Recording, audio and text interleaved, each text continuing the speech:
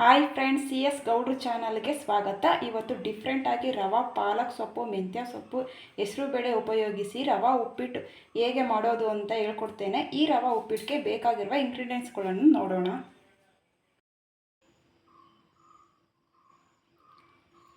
Carrot, beans, ಈರುಳ್ಳಿ, ಕರಿಬೇವು, ಹಸಿಮೆಣಸಿನ್ಕಾಯಿ, ರವೆ ನಾನು ಮೀಡಿಯಮ್ ರವೆ ತೊಗೊಂಡಿದ್ದೀನಿ.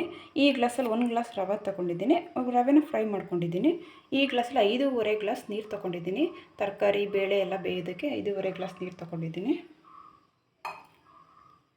ಮೆಂತ್ಯ ಸೊಪ್ಪು, ಪಾಲಕ್ ಸೊಪ್ಪು, ಕೊತ್ತಂಬರಿ ಸೊಪ್ಪು, ಟೊಮೊಟೊ, ಮಾಡೋದಕ್ಕೆ ಎಣ್ಣೆ, ರುಚಿ, ಅರಿಶಿಣ, ಕಡಲೆಬೇಳೆ, ಜೀರಿಗೆ, ಹೆಸರುಬೇಳೆ,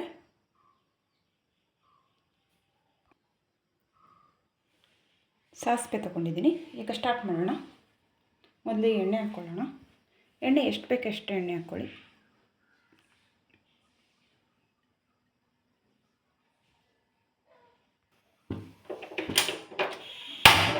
ಎಣ್ಣೆ ಬಿಸಿ ಆಗ್ತಾಯಿದೆ. ಎಣ್ಣೆ ಬಿಸಿ ಆಗಿದೆ. ಸಾಸಿವೆ, ಜೀರಿಗೆ, ಕಡಲೆಬೇಳೆ, ಹಸಿಮೆಣಸಿನ್ಕಾಯಿ, ಕರಿಬೇವು ಫ್ರೈ ಮಾಡೋಣ. ಈರುಳ್ಳಿ ಹಾಕೊಳ್ಳೋಣ. ಎಲ್ಲ ಫ್ರೈ ಆಗಿದೆ.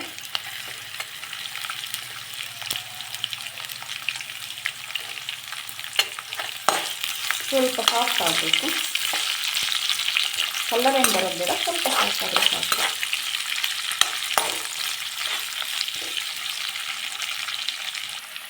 ಈರುಳ್ಳಿ ಫ್ರೈ ಆಗಿದೆ.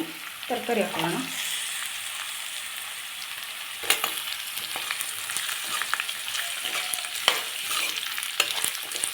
ಈ ಟೈಮಲ್ಲೇ ಸೊಪ್ಪು ಹಾಕೋಣ.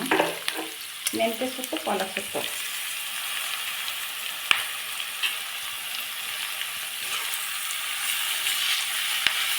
ಸ್ವಲ್ಪ ಫ್ರೈ ಆಗಲಿ.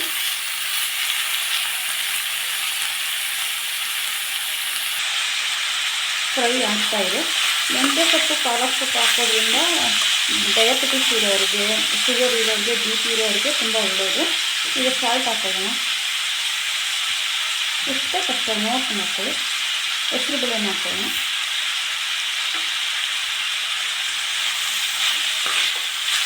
ಫ್ರೈ ಮಾಡ್ಕೊಳ್ಳಿ. ಸ್ವಲ್ಪ ಅರಿಶಿನ ಹಾಕೊಳ್ಳೋಣ.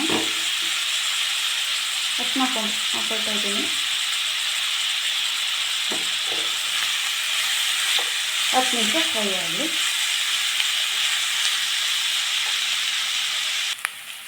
ಫ್ರೈ ಆಗಿದೆ. ಟೊಮೊಟೊ ಹಾಕ್ಕೊಳ್ಳೋಣ. ಟೊಮೊಟೊ ಹಾಕ್ಕೊಂಡು ಟೊಮೊಟೊ ಸಾಫ್ಟ್ ಆಗೋವರೆಗೆ ಬೇಯಿಸ್ಕೊಳ್ಳೋಣ.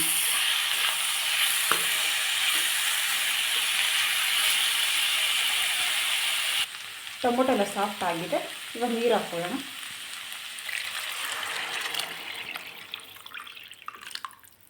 ಇವಾಗ ಒಂದು 15 ಮಿನಿಟ್ಸ್ ಬೇಯಬೇಕು. ಇವಾಗ ರುಚಿ ನೋಡಿಕೊಂಡು ರುಚಿ ಹಾಕ್ಕೊಳ್ಳಿ.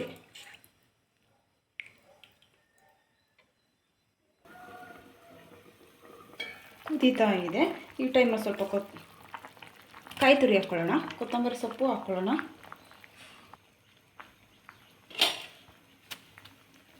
ಹೆಸರುಬೇಳೆ ಫುಲ್ ಬೇಯಬೇಕು. ನೀವು ಓಪನಲ್ಲಿ ಬೇಯಿಸೋಕ್ಕಾಗಿಲ್ಲ ಅಂದರೆ ಕುಕ್ಕರಲ್ಲಿ ಒಂದು ಕೂಗಿಸ್ಕೊಂಡು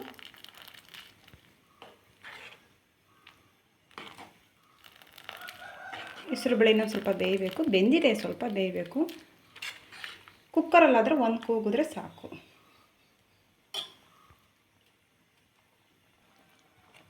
ಹೆಸರುಬೇಳೆ ಎಲ್ಲ ಬೆಂದಿದೆ. ಈ ಟೈಮಲ್ಲಿ ನಿಮಗೆ ನೀರು ಕಮ್ಮಿ ಆಗಿದೆ ಅನಿಸಿದ್ರೆ ಸ್ವಲ್ಪ ನೀರು ಹಾಕ್ಕೊಬೋದು. ನೀರು ಕಮ್ಮಿ ಆಗಿದೆ ಅನಿಸ್ತೈತೆ. ನಾನು ಈ ಗ್ಲಾಸಲ್ಲಿ 1 ಗ್ಲಾಸ್ ನೀರು ಹಾಕ್ಕೊಳ್ತೀನಿ. ಬಿಸಿನೀರು ಹಾಕ್ಕೋಬೇಕು. ಈಗ ನೀರು ಹಾಕಿರೋದು ಒಂದು ಕುದಿ ಬಂದಮೇಲೆ ರವೆ ಹಾಕ್ಕೊಳ್ಳೋಣ.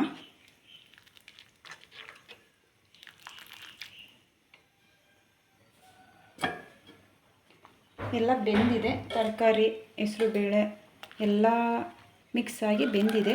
ಈ ಟೈಮಲ್ಲಿ ರವೆ ಹಾಕ್ಕೊಳ್ಳೋಣ. ಸ್ವಲ್ಪ ಹಾಕ್ಕೊಂಡು ತಿರುಗಿಸ್ಕೋಬೇಕು, ಇಲ್ಲಾಂದ್ರೆ ಗಂಟಾಗ್ಬಿಡುತ್ತೆ.